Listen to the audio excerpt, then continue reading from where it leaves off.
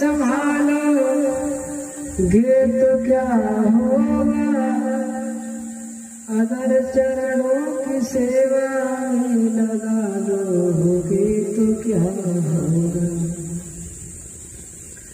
राम का नाम अपना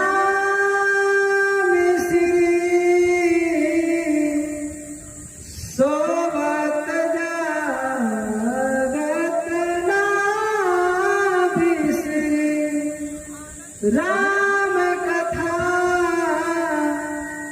बहुतों ने लिखी,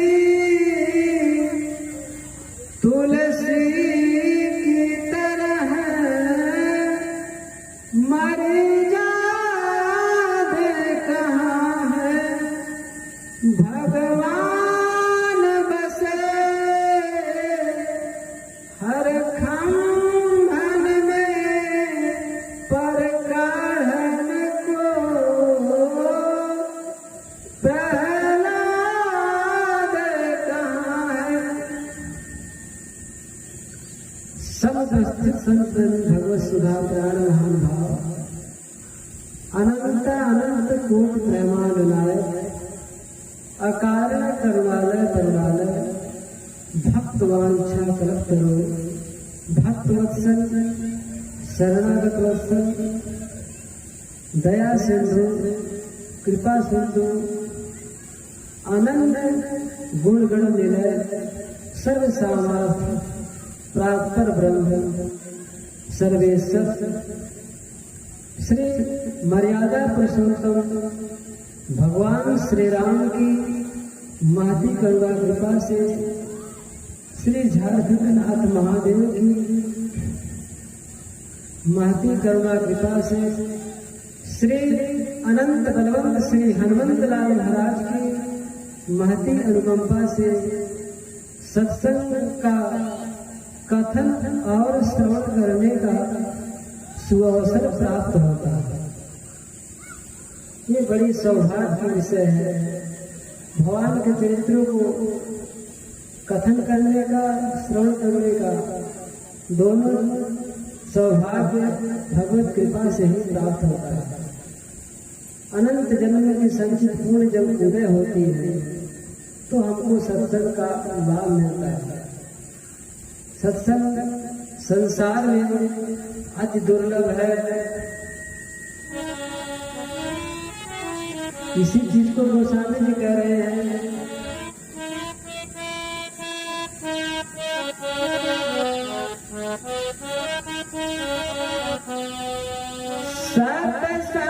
सत्संगति दूरे लभ संसारा, सत्संगति दूरे लभ संसारा, निमिष दंड भरे एक ही बारा, सत्संगत दूरा लभ संसारा, निमिष दंड भरे एक ही बारा।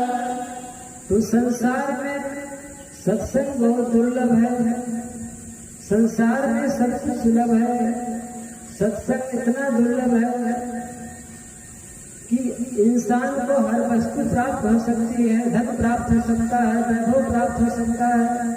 संसार के लौकिक सारे पदार्थ कोई दुर्लभ नहीं है, सब प्राप्त हो सकते हैं, लेकिन सत्संग प्राप्त होना बहुत दुर्लभ विषय है। क्योंकि सत्संगति और हरि कथा जग में दुर्लभ दो, दारा सुत लक्ष्मी पापी के घर हो। सत्संग संसार में अति दुर्लभ है और सब कुछ संपत्ति धन दौलत तो पापी के घर भी प्राप्त हो जाती है, लेकिन भगवान का सत्संग भगवत कृपा से ही प्राप्त होता है। कहा गया है, महापुरुषों ने ऐसा वर्णन किया है, सहस्त्र जन्म पुण्यानाम विष्णु भक्ति उपजायते। हजारों जन्म का सुकृत संचित पूर्ण जब उदय होता है तो जीव का सत्संग प्राप्त होता है, भगवान के तरफ इसका भाव अवस्थित होने लगता है। तो ये बिना संचित पुण्य का ऐसा संभव नहीं है। और भगवान का सत्संग से ही विवेक बढ़ता है। ज्ञान बढ़ाने के लिए सत्संग बहुत जरूरी है। बिनु सत्संग विवेक न होई, बिनु सत्संग विवेक न होई। राम कृपा बिनु सुलभ सोई, बिनु सत्संग विवेक न होई।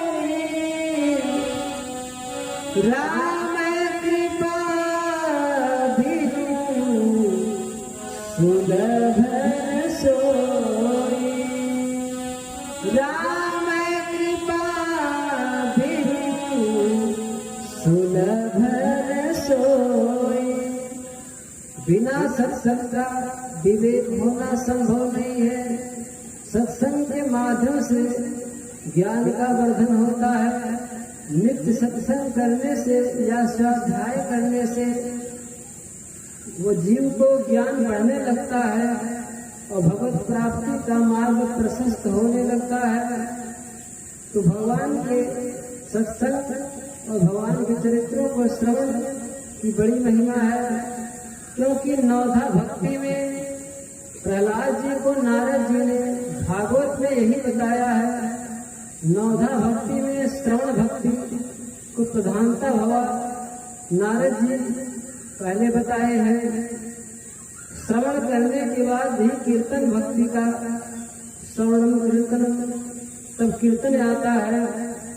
यदि हम भगवान के मंगलमय चरित्रों को श्रवण करेंगे तो निश्चित रूप से हमको भगवान की तरफ बढ़ने की जिज्ञासा जागेगी और उसके बाद कीर्तन होने लगेगा।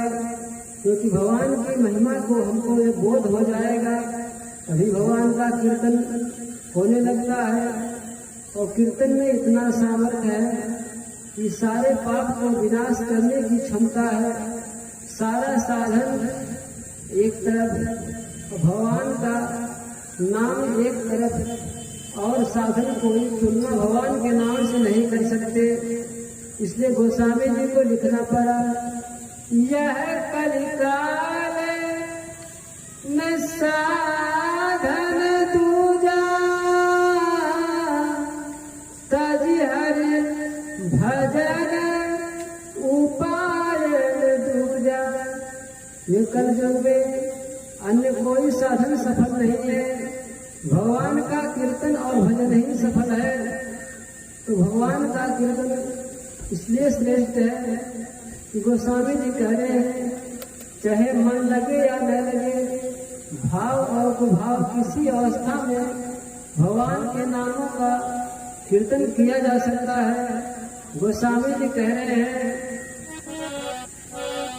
भाव कुभाव अलख आलस हूँ, भाव कुभाव अलख आलस हूँ। नाम जपत मंगल विष्णुदस, भाव कुभाव अलख आलस हूँ। नाम जपत मंगल विष्णुदस हूँ। नाम जपत मंगल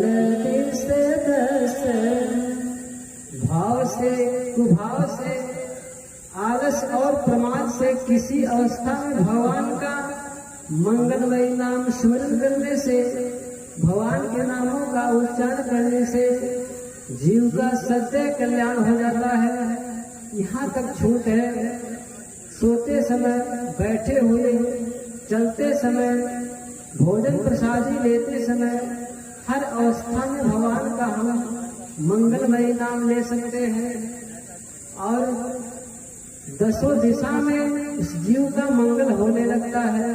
वो चाहे जिस प्रकार जिस अवस्था में हो, भगवान नाम उच्चारण करने से जीव का कल्याण होने लगता है। इसलिए भगवान के मंगलमय नामों का स्मरण करने में आलस नहीं करना चाहिए, क्योंकि ऐसा लिखा गया है कि यदि हम भगवान का नाम लेते रहेंगे तो जमदूत हमारे पास नहीं आ सकते, उल्टे वो हमारा सहयोग करेंगे, क्योंकि सबसे बड़ा धन जीव के लिए भगवान का नाम है। भगवान के नाम का लाभ से बढ़कर कोई लाभ नहीं है। तो इसलिए कबीर साहब भी इसी बात को पुष्ट कर रहे हैं। कबीर साहब नहीं कह रहे हैं, कबीरा सोई जग निर्धना, धनवंता नहीं कोई।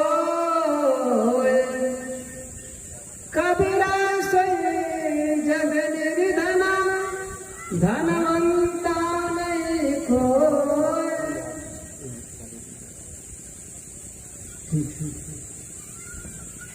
कबीर साहब कहते हैं हम उसी को धनवान मानते हैं, बाकी सभी निर्धन हैं। कबीरा सब जग निर्धना, धनवंता नहीं कोई। राम नाम जाके हृदय, सो सबसे धनवान। सबसे बड़ा धनवान कबीर साहब कहते वही है जिसके पास राम नाम भक्ति का धन है। राम नाम रूपी धन सबसे बड़ा धन है। उसी धन को सबसे बड़ा धन मानते हैं। जिसके पास भगवान का मंगलमय नामों का धन नहीं है और सुमरन नहीं है, उसके पास सब कुछ होते हुए कुछ नहीं है, उसी को कबीर साहब निर्धन कहते हैं। जो भगवान के भक्ति, भगवान के मंगलमय नामों से दूर है, वो निर्धन है। और सबसे बड़ा धनी वही है जो भगवान का भजन करने वाला है। यदि भगवान का भजन है, उसके पास कुछ भी न हो, वो सबसे बड़ा धनी है। क्योंकि और वस्तुएं तो नश्वर है, नष्ट हो जाएंगी। भगवान का नाम अमर तत्व है। एक बार भी भगवान का नाम लेने वाला वो निश्चित रूप से कल्याण का रास्ता खुल जाता है। और मरते समय यदि एक बार भगवान का नाम का उच्चारण हो जाए तो जीव को परम गति, भगवान के परम धाम की प्राप्ति हो जाती है। गोस्वामी जी इसी बात को पुष्ट कर रहे हैं।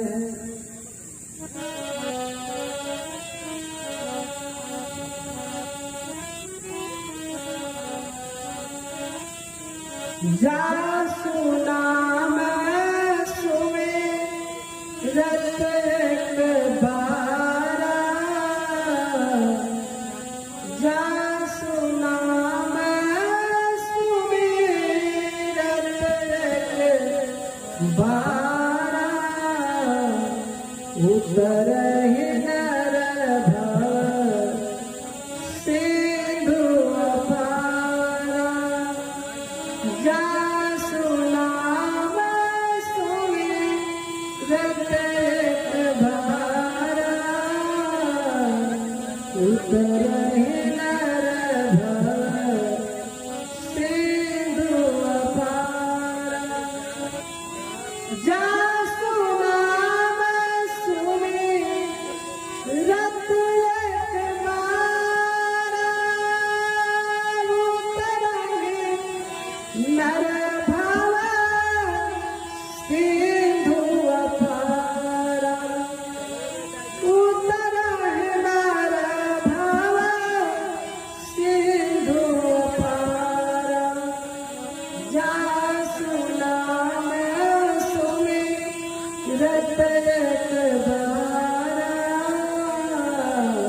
उतरहि नर सिंधु अपार।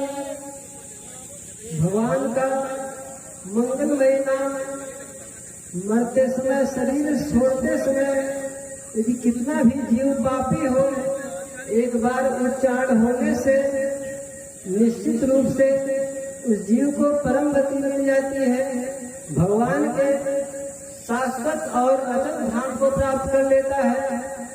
तो इतनी बड़ी भगवान के नाम की महिमा है, इसलिए गोस्वामी जी को कहना पड़ा, ये कलयुग में सबसे बड़ी नाम की प्रधानता है।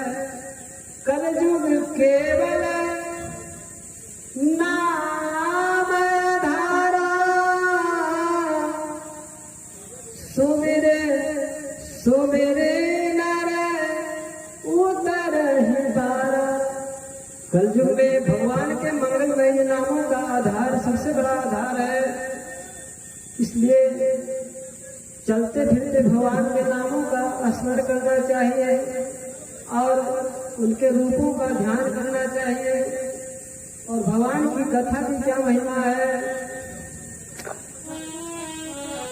राम कथा कली विजप कुठारे, राम कथा कली विजप कुठारे, सागर सुनो गिरि राज कुमार।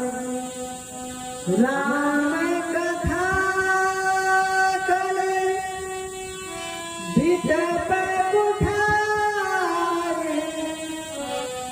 सादर सुनो गिरि राज कुमार। राम कथा कलयुग में क्या है? कलयुग में कुल्हाड़ी है जो दुर्वासनाओं को, खोट भावनाओं को, कलुषित भावनाओं को काट देती है और भगवान के मंगलमयी भक्ति का उदय कर देती है, भगवान के श्री चरणों में प्रेम को बढ़ा देती है। तो भगवान की मंगलमयी चरित्रों की श्रवण की बड़ी महिमा है। आगे लिख रहे हैं गोस्वामी जी, राम कथा शश किरण समाना, संत चकोर करहि जेहि बाना। राम कथा चंद्रमा के समान शीतलता प्रदान करती है, क्योंकि गोस्वामी जी इसी बात को दोहरा रहे हैं। राम कथा शशि किरण समाना, संत चकोर करहि जेहि बाना।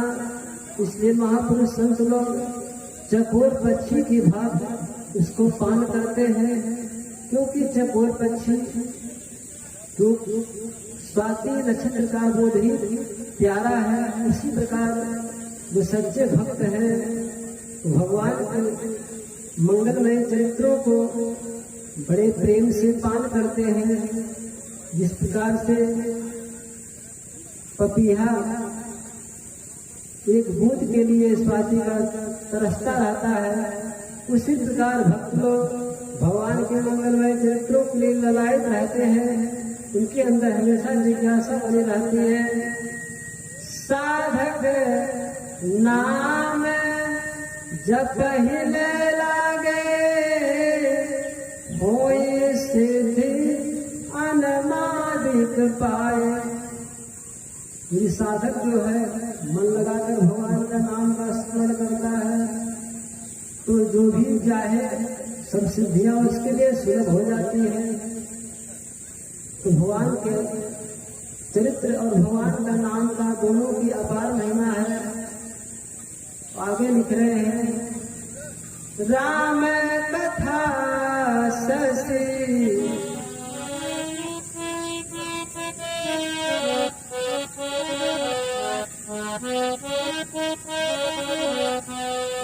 राम कथा शशि किरण समाना, संत चकोर करहि जे बाना राम कथा करे कामद गाई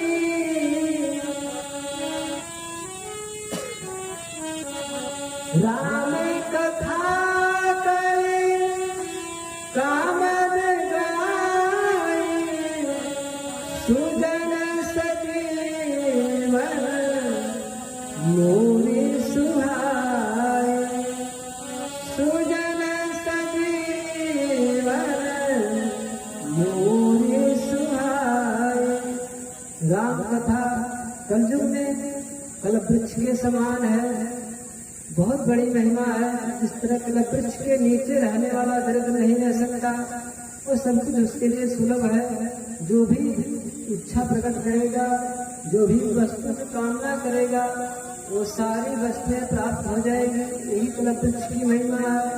तो भगवान के नाम को कल्प तरु कहा गया। गोस्वामी जी विनय पत्रिका में यही बता रहे हैं और दिव्यता रूप में कह रहे हैं, कह रहे कि हे भक्त, भगवान के नामों का तुम जाप कर, क्योंकि दूसरा कल्याण का साधन कोई नहीं है।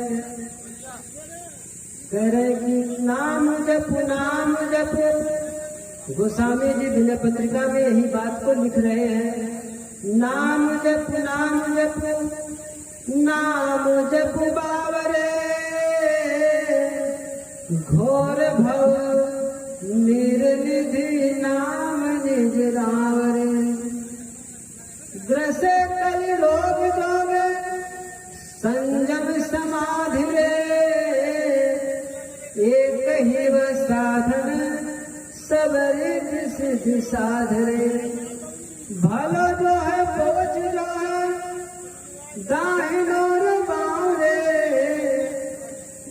भलो जो है बोझ जो है दाहिनो जो बाँव रे राम नाम ही सोयंत सब ही तो काम रे राम नाम छाड़ी जो भरोसो करे और रे तुलसी परोसो त्याग मांगे पुस्तक और रे। कह रहे हैं गोस्वामी जी कह रहे हैं कि बार बार कह रहे हैं, त्रिपिटा रूप में कह रहे हैं, हे भक्त नाम का जाप करो, सुमिरन करो, क्योंकि कलयुग में और साधन कठिन है। केवल भगवान का नाम ही सरल है और सुगम है, इसलिए सबसे सुगम भगवान का नाम है। इसी को गोस्वामी जी कह रहे हैं कि नाम ही सब कुछ है, क्योंकि कलयुग में जीवन सबका रोग प्रधान है। सब लोग रोग से ग्रसित हैं। रोग प्रधान युग होने के कारण निरोगता बहुत कम है। कुछ न कुछ रोग से सभी लोग ग्रसित हैं। ग्रसे कलि रोग जोग संयम समाधि एक ही वह साधन सब रिद्धि सिद्धि साधन। कह रहे बस एक ही साधन है। वो साधन क्या है? भगवान का मंगलमय नाम। ये इसके अलावा दूसरा कोई साधन नहीं है। इन भगवान का नाम कोई लेता है तो गहराई को भगवान को जान सकता है। इसलिए गोस्वामी जी कहते हैं राम नाम को छोड़कर यदि अन्य साधन का हम भरोसा करेंगे तो ऐसा लिख रहे हैं कि परोसा हुआ भोजन छोड़ करके कुत्ते की तरह कौरे की मांग करना, यही हमारी अपेक्षा। कितना ऐसा शब्द गोस्वामी ने लिखा है, यदि भगवान के नाम को छोड़कर दूसरा कोई आश्रय देता है, अन्य साधन का महत्व देता है, तो भोजन परोसा हुआ भोजन छोड़ करके कुत्ते की तरह कौरे की मांग कर रहा है। राम नाम छाड़ जो भरोसो करे और रे तुलसी परोसो त्याग मांगे पुस्तक और रे। गोस्वामी जी कितनी ऊंची बात कह रहे हैं कि ऐसा कह रहे हैं जब तक हमको जो है भगवान के नाम का आश्रय नहीं लिए थे, जब तक भगवान का भजन नहीं करते थे, तब तक हमको तुलसिया तुलसिया लोग कहते थे। लेकिन ठाकुर जी के नाम के प्रताप से इतनी बड़ी कृपा हुई कि तुलसीदास तुलसी माता के समान पवित्र हो गए। और ऐसा समय था, गोस्वामी जी कह रहे कि हम सोचते थे कोई 4 जने हाथ पर रख दे तो अब 4 पदार्थ हमको प्राप्त हो जाएगा, धर्म में अर्थ काम मोक्ष। लेकिन जब भगवान के आश्रय हमने लिया, भगवान के नामों का आश्रय लिया, तो राम नाम के भरोसे आज पूरे जगत में तुलसी की तरह, जिसकी तुलसी माता की जिस तरह महिमा है, उसी तरह तुलसीदास को सब लोग जानने लगे। तो नाम का कितना महिमा कहा जाए, भगवान स्वयं राम जी कहते हैं, कहाँ कहाँ कहो लगी नाम बड़ाई,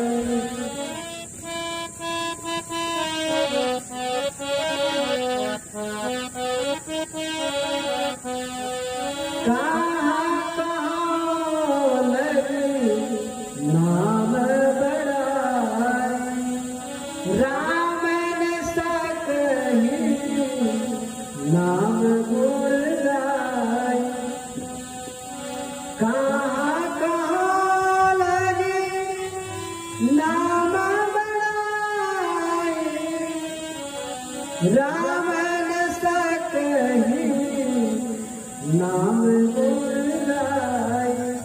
कहाँ तक भगवान के नाम का महिमा गायन किया जाए। भगवान राम जी स्वयं असमर्थता जताते हैं, हम स्वयं जो है नाम की महिमा नहीं कह सकते, तो और पावर जीव की क्या औकात जो है भगवान के नामों का वो गायन कर सके। क्योंकि मीराबाई भी यही कहती है कि ये परम धन है, ये हर पल बढ़ता है, घटता नहीं है। और एक बार भगवान का नाम लेने वाला भगवान को प्राप्त करके रहेगा। एक बार भगवान का नाम को स्मरण करने वाला कभी कभी ठाकुर जी की भक्ति और ठाकुर जी की प्रति समर्पण उसका एक रहेगा, तो भगवान का दर्शन करने में उसको पूर्ण रूप से सामर्थ्य प्राप्त हो जाएगा। ऐसा महिमा है। मीराबाई इसी बात को बार बार कह रहे हैं कि हम ऐसा धन पा गई हैं, इस धन को प्राप्त करके हम सारे संसार के सारे सुख को भुला दिया। हमारे लिए सब कुछ जो है मिथ्या है और हमारे लिए कुछ अच्छा नहीं है। बस अच्छा क्या है कि हम परम धन को प्राप्त करें, क्योंकि भगवान के नाम को परम धन कहा जाता है। इस संसार में सबसे बड़ा धन है तो भगवान का नाम है। इसलिए मीराबाई अपने पद में क्या कहती है,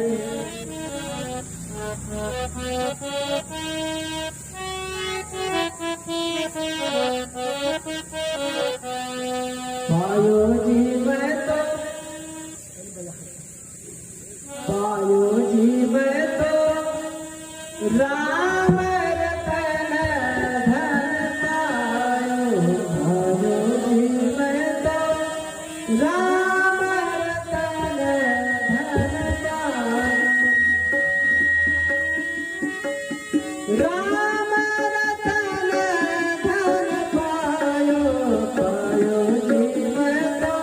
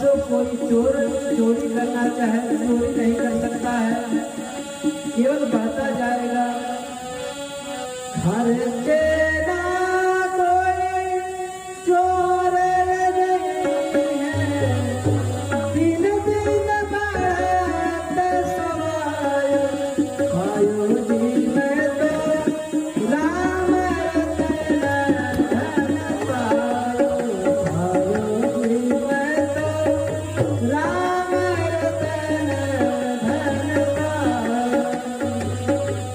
वस्तु अमोल है। मीराबाई क्या कह रही है कि हमको अनमोल वस्तु किसने प्रदान किया, तो कौन हमको अनमोल वस्तु को दिया। वस्तु अमोल है, दी मेरे सतगुर, वस्तु अमोल है, वस्तु अमोल है, दी मेरे सतगुर, कृपा कर अपनाए, आयो जी मैं तो राम रतन धन पायो, आयो जी मैं तो राम रतन धन पायो। ये अनमोल वस्तु हमारे सदगुरु भगवान की है, और उसको हम कृपा करके अपनाए तो वस्तु अनमोल भगवान की कृपा से मिलती है। वो अनमोल वस्तु क्या है, भगवान का नाम है। मीरा के प्रभु गिरधर नाम, मीरा के प्रभु मीरा के प्रभु गिरधर नाम, जग में सब गवाए, मैं तो राम रतन धन पायो, मैं तो राम रतन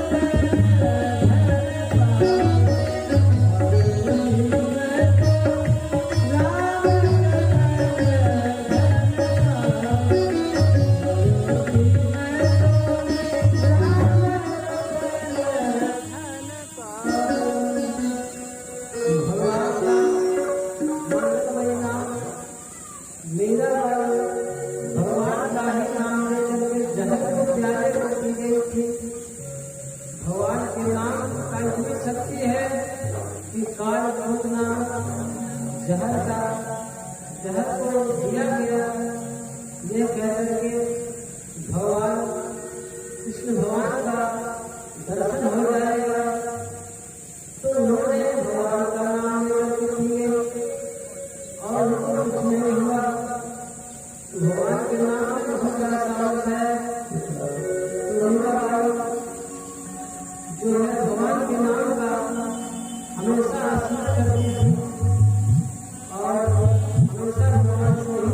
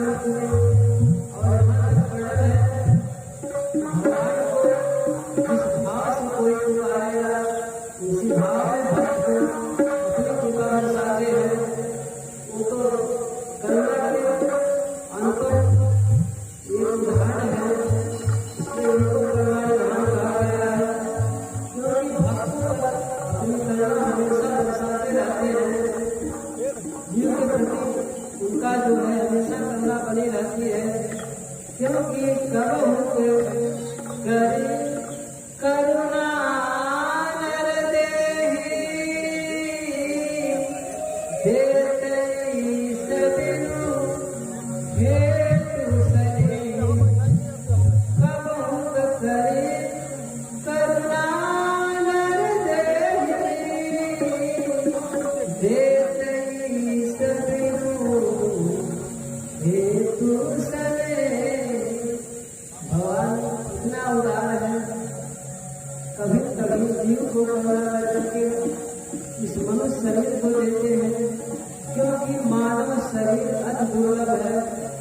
इतना दुर्लभ कहा गया है कि देवता लोग तरसते हैं कि हमको एक बार मानव शरीर प्राप्त हो जाए, ताकि भगवान की भजन हम फिर से कर सके। और इतना करें कि हमको तृप्ति ना हो, क्योंकि मनुष्य देवता लोग मनुष्य शरीर को प्राप्त इसलिए करना चाहते हैं क्योंकि मनुष्य शरीर से ही भजन हो सकता है, अन्य साधन और शरीर से भजन नहीं हो सकता है। वो भी भारत में जन्म हो जाए तो अति उत्तम है। तो ये देव दुर्लभ मनुष्य शरीर को पा करके यदि हम भजन ना करें तो हमारी आत्मा ही हमको श्राप दे देती है और कहती है, कोसती है, तुझे मंदमती तू ऐसा मनुष्य दुर्लभ नहीं पा करके भगवान का भजन नहीं किया, धिक्कार है। तो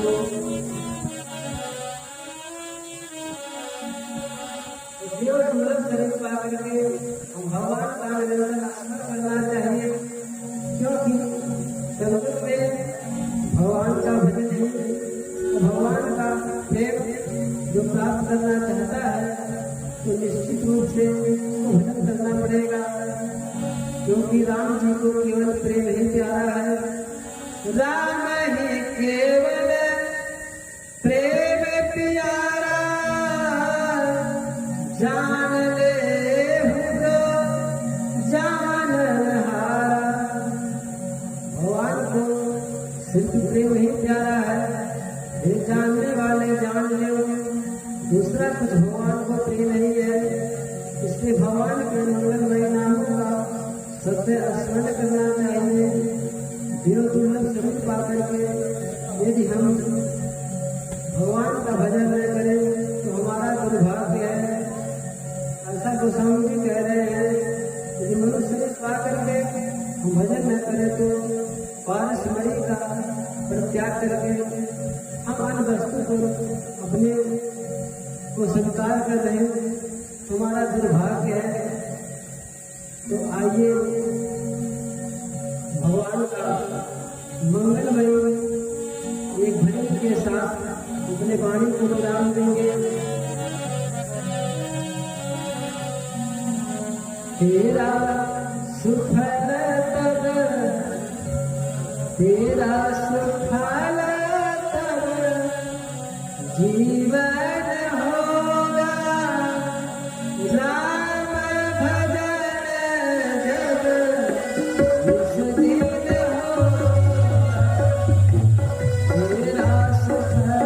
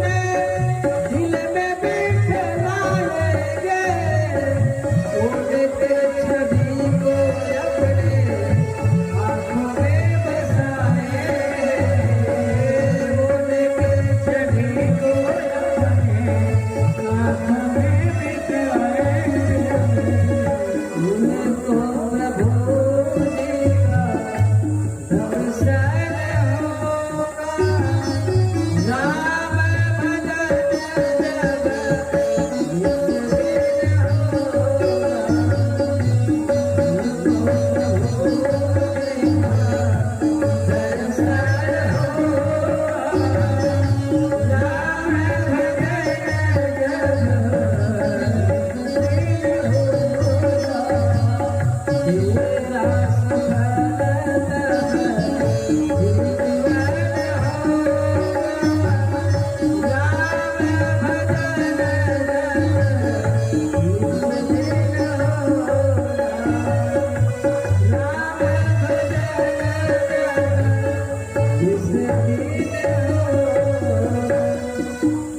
तो आइए हम अधिक समय न लेकर के, क्योंकि हमारे परम पूज्य महाराज जी मंचासीन हैं, तो आइए हम आगे भगवान की मंगलमयी कथा को श्रवण करें। बड़ा सुंदर प्रसंग चल रहा है, इसलिए हम लोग आगे का मधुर प्रसंग का आनंद लें। तो आइए हम एक मिनट भगवान का मंगलमय नामों का उच्चारण करते हुए अपने वाणी को दिलाते हुए हरे रामा राम राम सीता राम राम राम हरे राम सीता राम